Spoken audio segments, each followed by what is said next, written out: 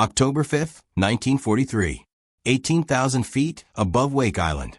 Lieutenant Commander Edward Butch O'Hare's wingman, Ensign Albert Vreeshuh, caught his first glimpse of what would become the most lethal air superiority fighter in naval history.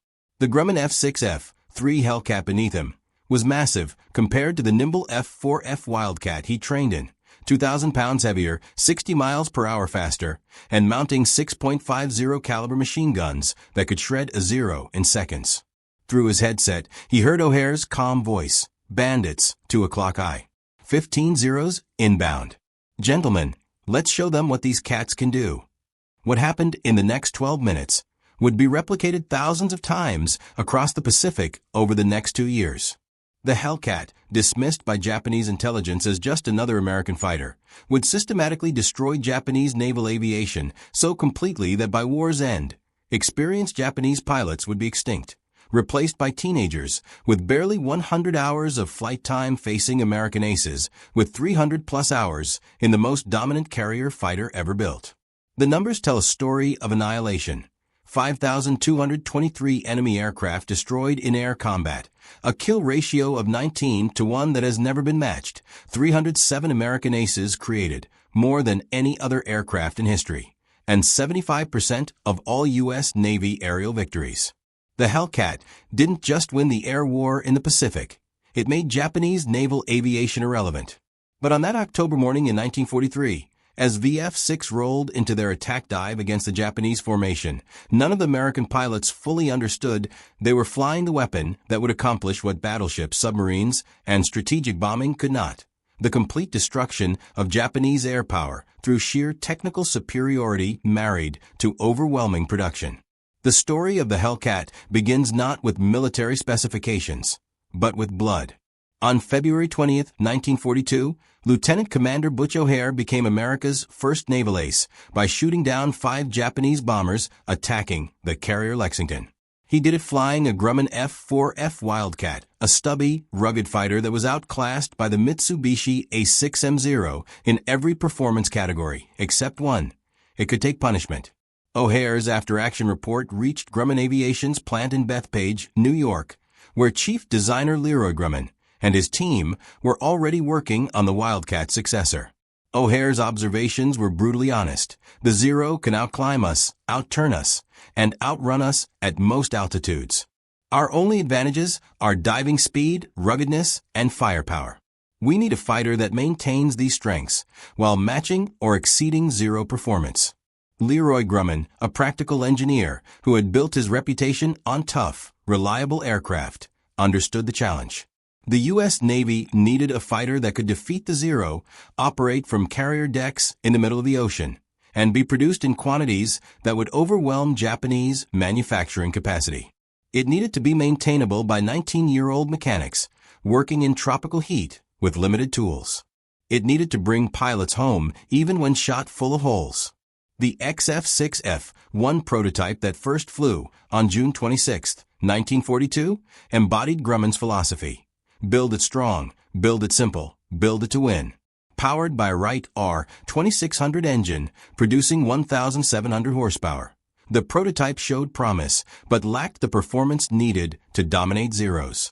Grumman made a critical decision that would define the aircraft's success.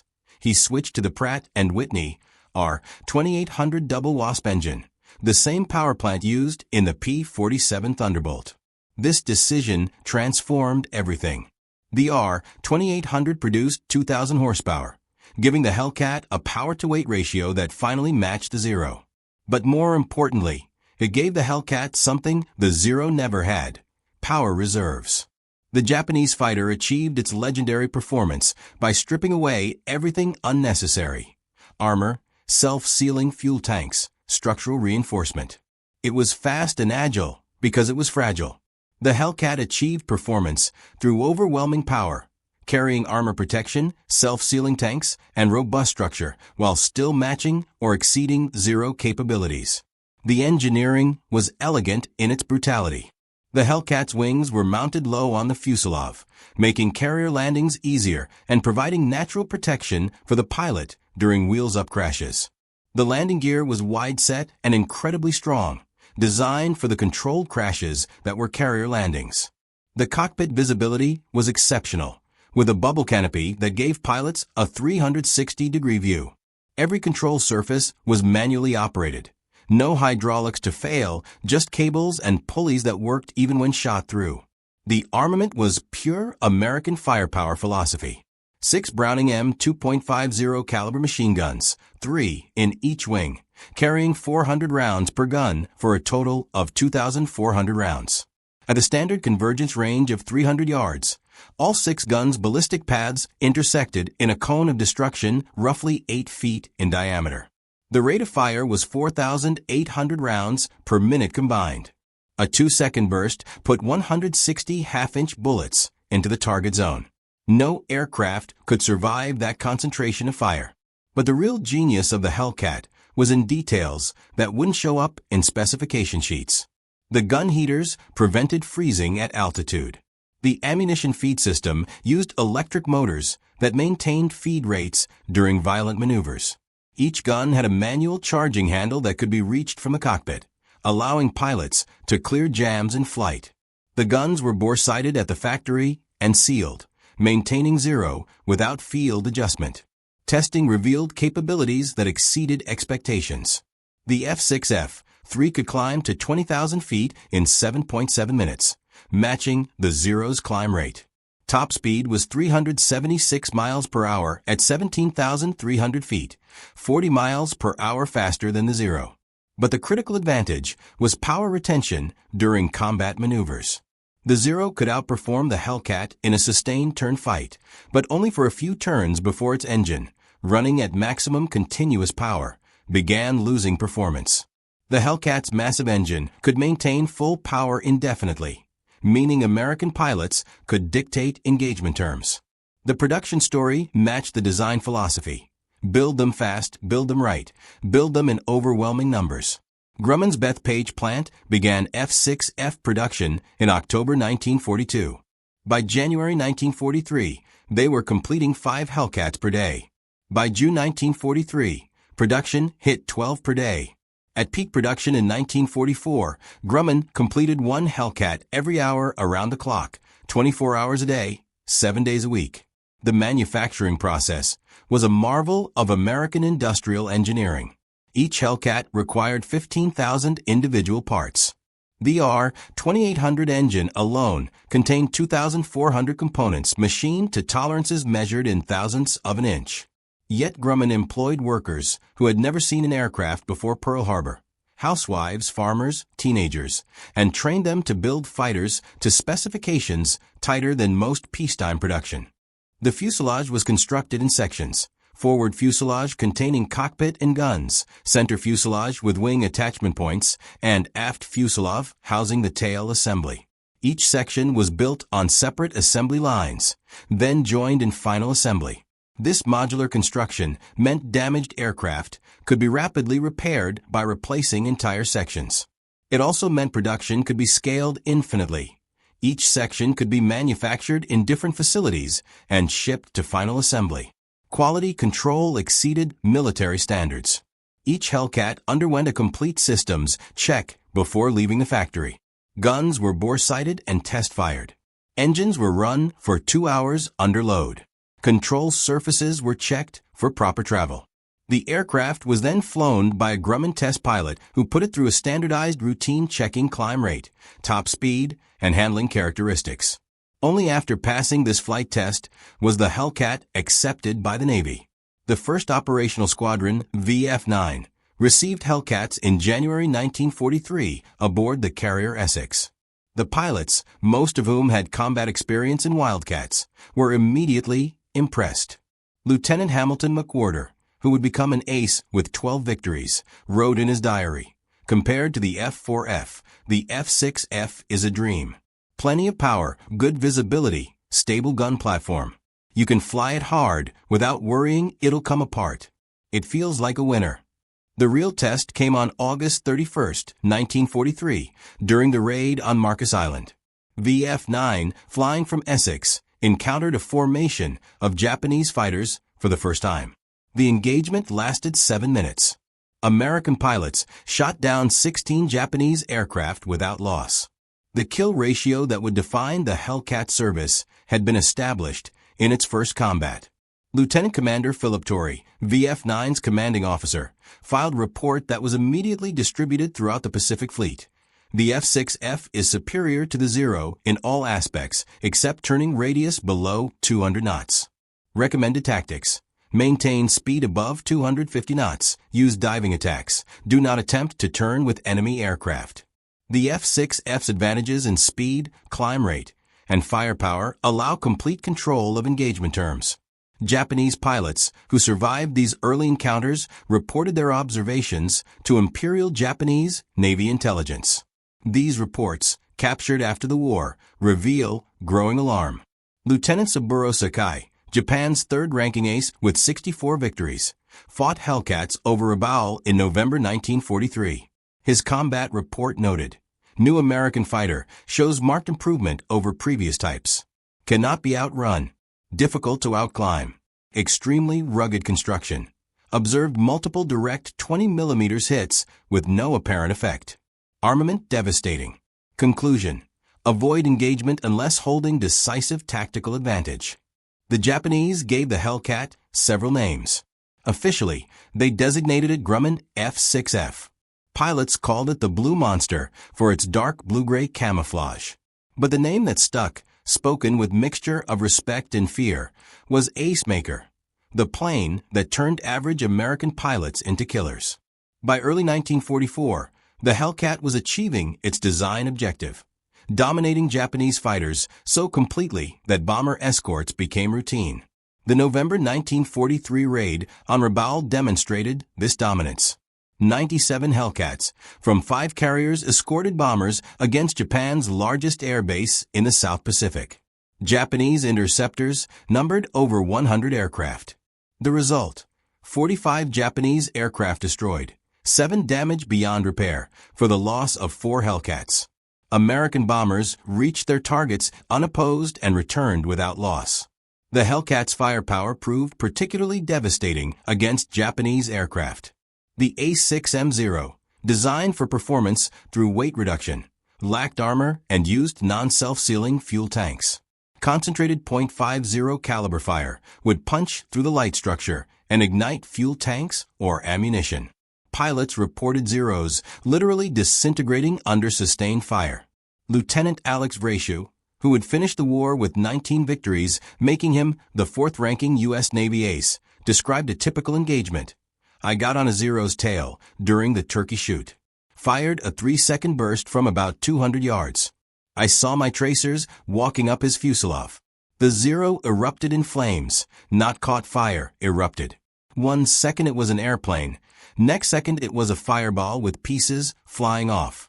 That's what 650s do to an unarmored aircraft." The Marianas turkey shoot Vrashu referenced was the Battle of the Philippine Sea on June 19 to 20, 1944, the largest carrier battle in history and the Hellcat's finest hour. The Japanese launched 4 massive strikes against Task Force 58, throwing 373 aircraft against the American fleet. The Hellcats were waiting. Over 450 F6Fs from 15 carriers established a defensive screen 50 miles ahead of the fleet. Japanese formations ran into this wall of fighters and were systematically destroyed. American pilots, guided by new radar-directed intercept procedures, attacked with devastating effectiveness. The battles lasted for 6 hours. When the shooting stopped, 290 Japanese aircraft had been shot down. American losses: 23 Hellcats. The kill ratio that day, nearly 13-1, would have been even higher except some Japanese aircraft were shot down by anti-aircraft fire from the fleet. Hellcat pilots were frustrated they couldn't claim kills on aircraft that made it through the fighter screen only to be destroyed by their own ship's guns. Commander David McCampbell, leading VF-15 from Essex, personally shot down 9 Japanese aircraft that day. His after-action report was clinical. Intercepted enemy formation at 1,315 hours, 60 nautical miles west of the fleet. Altitude 18,000 feet. Formation consisted of approximately 40 bombers and 30 fighters. Initiated overhead attack with 6 aircraft. Made 8 separate passes, expending 1,200 rounds. Observed 9 enemy aircraft destroyed, 3 probables. No damage to own aircraft. Ammunition exhausted at 1,512 hours. Returned to carrier. McCampbell would finish the war as the Navy's top ace with 34 victories, every one scored in a Hellcat. His success wasn't exceptional luck. It was systematic application of tactics designed around the Hellcat's capabilities. The Navy had developed a comprehensive tactical doctrine that exploited every advantage. The Thatch Weave, developed by Lieutenant Commander Jimmy Thatch during Wildcat days, remained effective but was enhanced by the Hellcat's superior performance. The basic principle was mutual support. 2 aircraft working together were far more effective than 2 fighting independently. When one pilot was engaged, his wingman would cross behind him, bringing guns to bear on any enemy on his tail. The Hellcat's speed and power made these crossover maneuvers more effective, as American fighters could maintain energy while maneuvering. The boom and zoom tactic became standard doctrine. Hellcat formations maintained altitude advantage, typically cruising at 20,000 feet or higher. When enemy aircraft were spotted below, American fighters would dive, building speed to 400 plus mph. This diving attack gave them overwhelming energy advantage. After the attack pass, the Hellcat's powerful engine allowed it to zoom back to altitude, setting up for another pass. Japanese fighters, lacking equivalent power, couldn't follow these vertical maneuvers effectively. High-speed yo-yo maneuvers leveraged the Hellcat's power-to-weight advantage. When pursuing an aircraft in a turn, instead of trying to outturn it, impossible against a zero, the Hellcat pilot would pull up vertically, bleeding speed but maintaining energy. At the top of the climb, the pilot would roll and dive back down, repositioning behind the target with speed advantage restored. This maneuver was impossible in less powerful aircraft, but routine in Hellcats. The most important tactical innovation was discipline. Hellcat pilots were trained exhaustively in energy management, the understanding that combat was about energy states, not just position. A faster aircraft with altitude advantage controlled the engagement. Pilots learned to never throw away energy advantages by attempting low-speed turning fights. They learned to break off engagements that became disadvantageous, knowing they could always re-engage from a better position. This discipline was possible because pilots trusted their aircraft. The Hellcat's ruggedness meant pilots could make mistakes and survive. The armor plate behind the pilot's seat could stop 20mm cannon shells. The self-sealing fuel tanks would close around bullet holes, preventing fires. The radial engine could run with multiple cylinders shot out. Pilots knew the Hellcat would bring them home even when damaged. Lieutenant Junior Grade George Blair experienced this firsthand over truck in February 1944. His Hellcat was hit by anti-aircraft fire that shredded the right wing, destroyed the radio, and holed the fuselage in multiple places. The aircraft shuddered and yawed violently, but remained controllable. Blair flew at 180 miles back to his carrier, landed successfully, and walked away. The ground crew counted 147 holes. The Hellcat was repaired and flying again within 48 hours. This survivability had psychological impact beyond tactical advantage. Pilots flew aggressively, knowing mistakes weren't automatically fatal. They pressed attacks closer, knowing their aircraft could absorb return fire. They didn't break off engagements prematurely to preserve aircraft. This aggressive mindset, combined with superior equipment and training, created a feedback loop of dominance. Japanese pilots faced the opposite psychology. Every engagement risked their irreplaceable aircraft. Every hit might ignite their fuel tanks. They became cautious, defensive, hesitant. Exactly the wrong mindset for aerial combat. As American pilots grew more confident, Japanese pilots grew more fearful. The psychological advantage compounded the technical superiority. By mid-1944, Japanese pilot quality was collapsing. The elimination of experienced pilots at Midway, Guadalcanal, and the Solomon Islands created a training crisis Japan couldn't solve. Pre-war Japanese naval aviators underwent rigorous training, 800 hours over 2 years. By 1944, Replacement pilots received 200 hours or less before being thrown into combat. They were flying inferior aircraft with inadequate training against veteran American pilots in superior fighters. The results were predictable. During the Marianas campaign, American pilots began reporting that Japanese aircraft barely maneuvered, flew in poor formation, and often failed to even return fire when attacked. Some simply dove into the ocean when engaged. Japanese aviation had crossed the death spiral threshold. Losses exceeded training capacity, forcing deployment of ever less capable pilots, leading to higher losses in an accelerating cycle.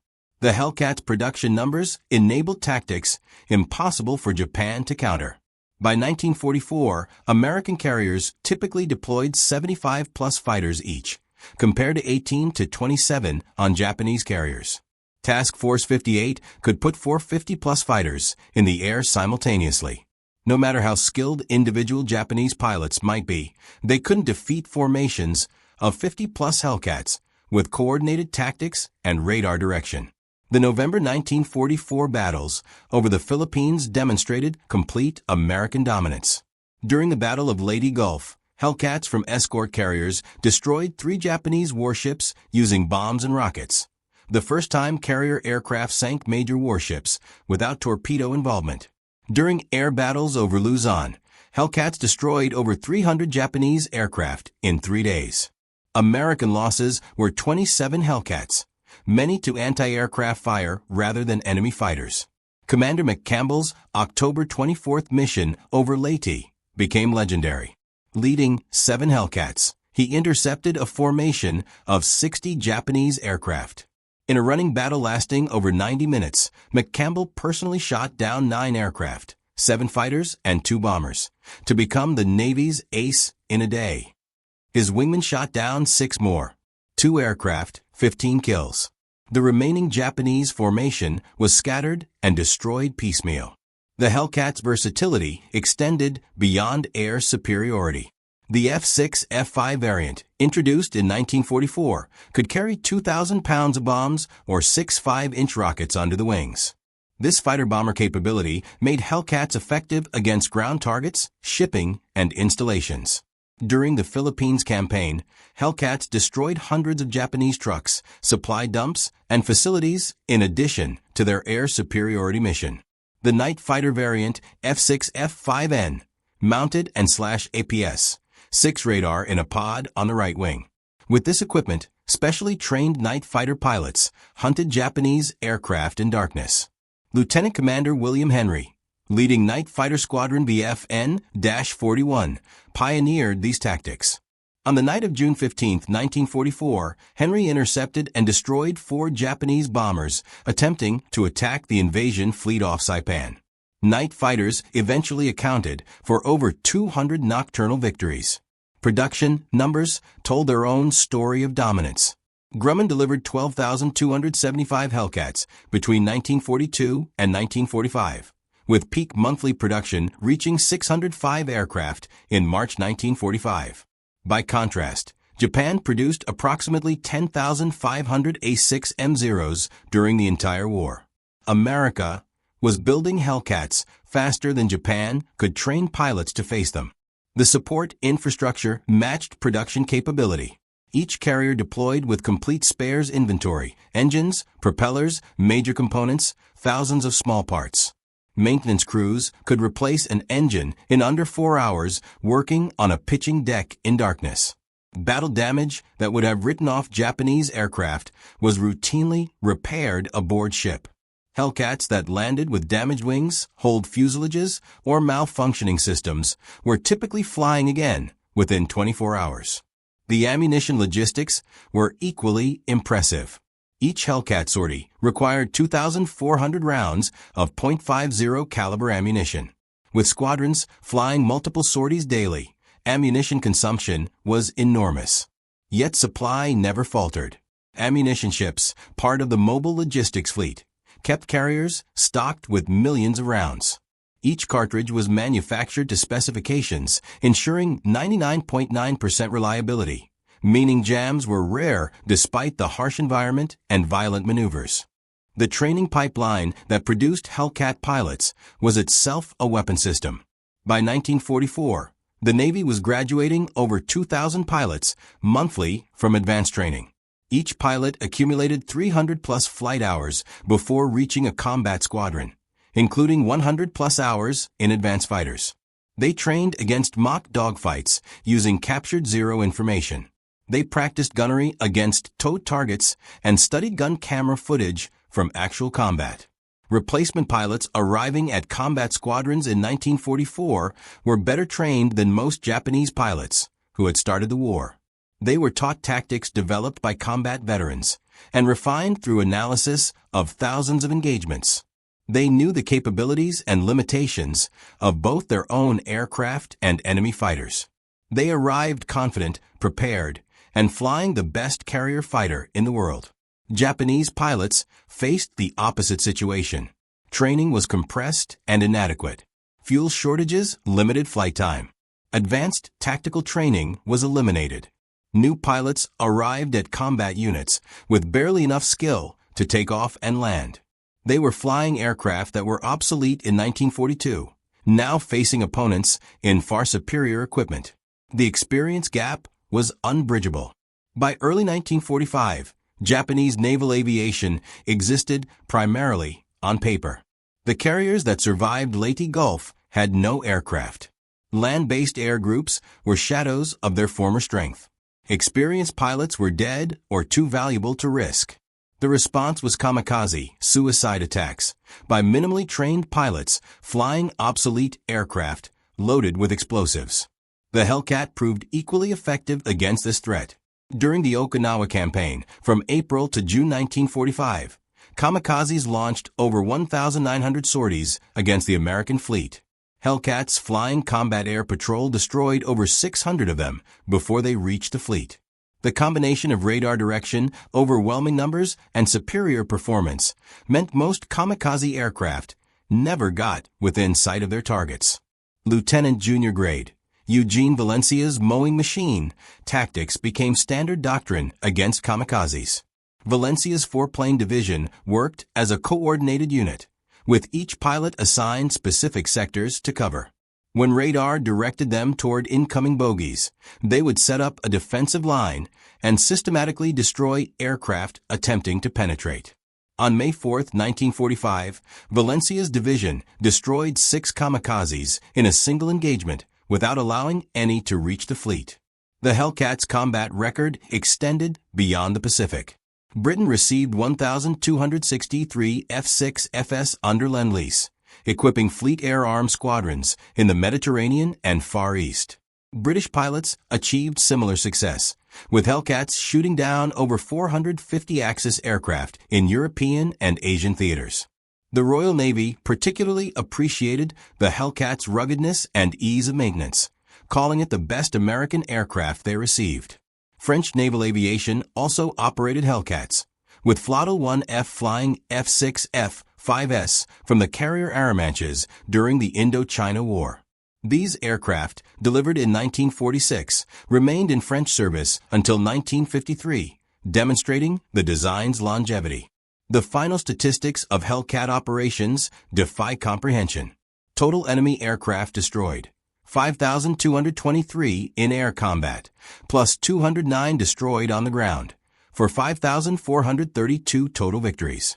American Hellcat losses in combat: 270 aircraft, creating an overall kill ratio of 19-1. No other fighter in history approached this record. The Hellcat created 307 American aces, pilots with 5 or more victories. The Navy's top 26 aces all flew Hellcats. The top 6 aces scored all their victories exclusively in F6FS. Commander David McCampbell, 34 victories. Captain Cecil Harris, 24. Lieutenant Eugene Valencia, 23. Lieutenant Alexander Vreeshuh, 19. Lieutenant Charles Stimson, 17. And Commander Patrick Fleming, 19. Beyond individual scores, the Hellcat enabled operational victories that changed the war. The destruction of Japanese naval aviation at the Philippine Sea eliminated Japan's carrier force as an effective weapon. The air superiority over the Philippines enabled MacArthur's return and cut Japan's southern resource areas from the home islands. The dominance over Iwo Jima and Okinawa allowed those islands to be taken, providing bases for the final assault on Japan. The psychological impact on Japanese forces was profound. By 1945, Japanese commanders planned operations assuming American air superiority. They moved only at night. They dispersed assets to avoid air attack. They abandoned any hope of air support. The Imperial Japanese Navy, which began the war with perhaps the world's finest naval aviation, ended it with no effective air power whatsoever. Post-war interviews with Japanese pilots revealed their perspective. Captain Minoru Genda, one of Japan's most accomplished aviators and planner of the Pearl Harbor attack, was asked about the Hellcat in 1946. His response, recorded by American intelligence officers, captured the transformation. The F6F was the perfect weapon against us. It was faster, more powerful, and far more rugged than the Zero. But more than that, it represented American industrial might. They built them in thousands, flew them with well-trained pilots, maintained them perfectly. We had no answer. Our pilots feared them. When you heard Grumman on the radio, you knew death was coming. But it wasn't just the aircraft. It was everything it represented. Unlimited resources, superior training, better tactics, overwhelming numbers. We could shoot down individual Hellcats, but there were always more. Always more pilots, more ammunition, more fuel, more parts. We were drowning in American production. The Hellcat didn't beat the Zero through superior maneuverability or speed. It beat us through systematic application of superior resources. Every advantage, guns, armor, engine, radios, radar, was better. Not slightly better, decisively better. And there were thousands of them. I flew against Hellcats twice. The first time, I escaped. The second time, I was shot down. I was lucky. The pilot could have killed me, but my aircraft was already destroyed, so he let me go. That mercy from an enemy was more disturbing than violence would have been. It showed confidence. They knew they had won. The name we gave it, Ace Maker, was accurate. Average American pilots became aces flying Hellcats against our best pilots in Zeros. The aircraft gave them every advantage. They couldn't lose. After the war, I examined Hellcats closely. The engineering was brutal in its effectiveness. Heavy, simple, powerful. Nothing elegant, nothing refined. Just overwhelming force married to reliable function. Very American. If I could choose one thing that defeated Japanese naval aviation, it would be the Hellcat. Not the submarines that sank our shipping, not the bombers that burned our cities, but the fighter that systematically destroyed our air power. By 1945, we had no pilots, no aircraft, no hope. The Hellcat had killed them all. Lieutenant Saburo Sakai, who survived the war as one of Japan's few remaining aces, provided perhaps the most eloquent assessment in his 1957 memoir, Samurai. The Hellcat was the Zero's nemesis. Everything we did right in the Zero's design, lightweight, exceptional maneuverability, long range, was countered by the Hellcat's brute force approach. They accepted lower maneuverability in exchange for speed and firepower. They traded range for armor and ruggedness. They chose power over grace. And they were right. In 1941, our philosophy worked. By 1943, theirs was superior. The war had changed. Early battles were duels between skilled pilots in agile aircraft. Later battles were systematic destruction by well-trained pilots in superior machines supported by unlimited logistics. I fought Hellcats many times. I survived by never engaging unless I held every advantage. Altitude, surprise, numbers. Even then, it was dangerous. The Hellcat pilot could always break off, outrun me, and return with his friends. I could never outrun them. I could never escape. Every engagement might be my last. The young pilots we sent up in 1944 and 1945 had no chance. They didn't have the skills to survive against mediocre opponents, yet they faced veterans in aircraft that were superior in every way. We sent them to die. Many didn't even reach combat. They crashed during training, or their aircraft failed mechanically, or they got lost and ran out of fuel.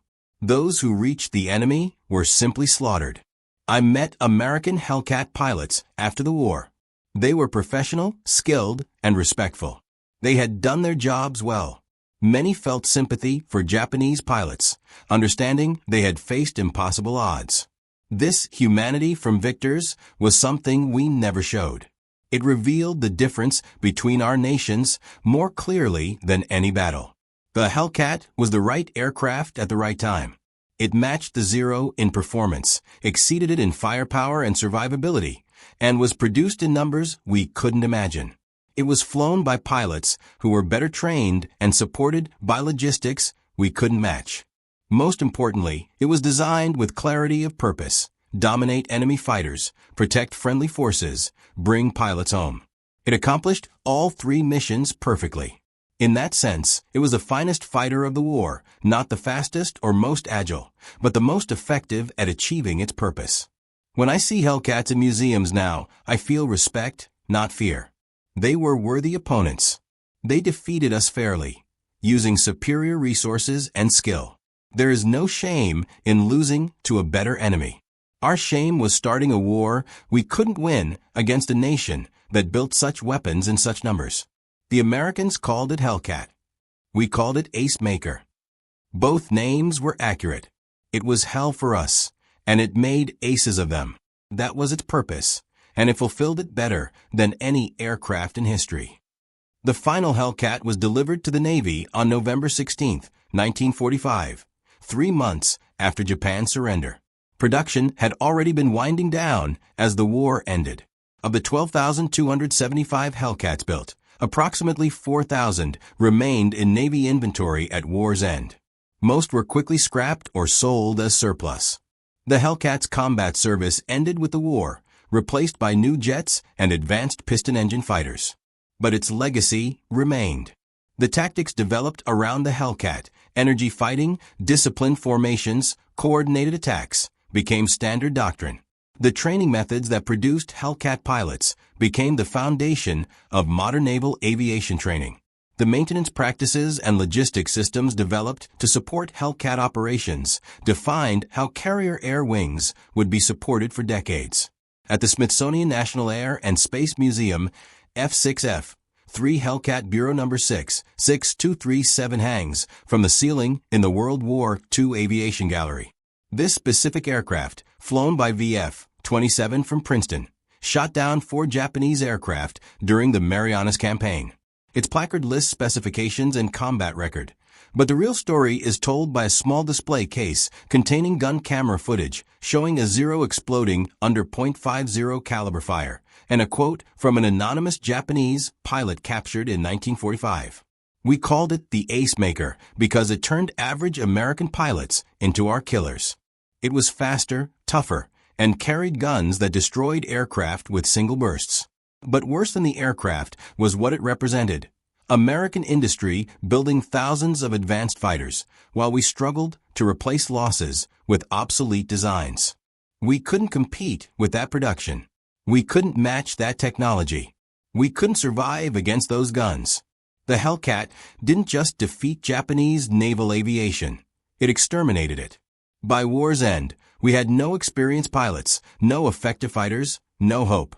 The Ace Maker had done its job perfectly. The Grumman F6F Hellcat entered service as a promising fighter designed to match the Zero. It exited as the most successful carrier fighter in history, having systematically destroyed the very air force it was created to combat.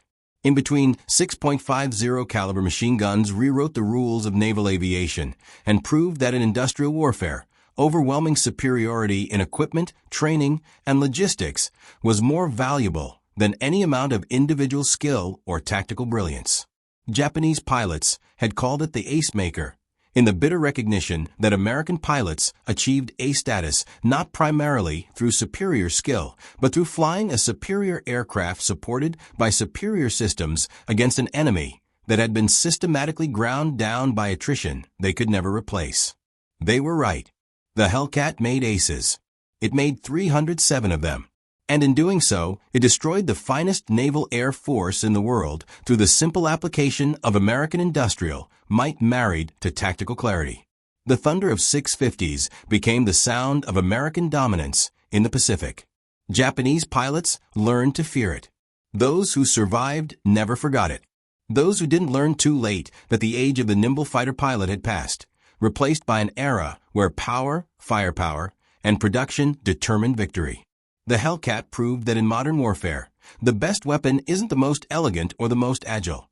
It's the one that combines sufficient capability with superior production, reliable operation, and systematic application. The Zero was beautiful. The Hellcat was effective. In war, effectiveness wins. By May 1945, there were no Japanese pilots left who laughed at American fighters. The Hellcat had killed them all, one burst of 650s at a time. The ace maker had done its job. The sky belonged to America.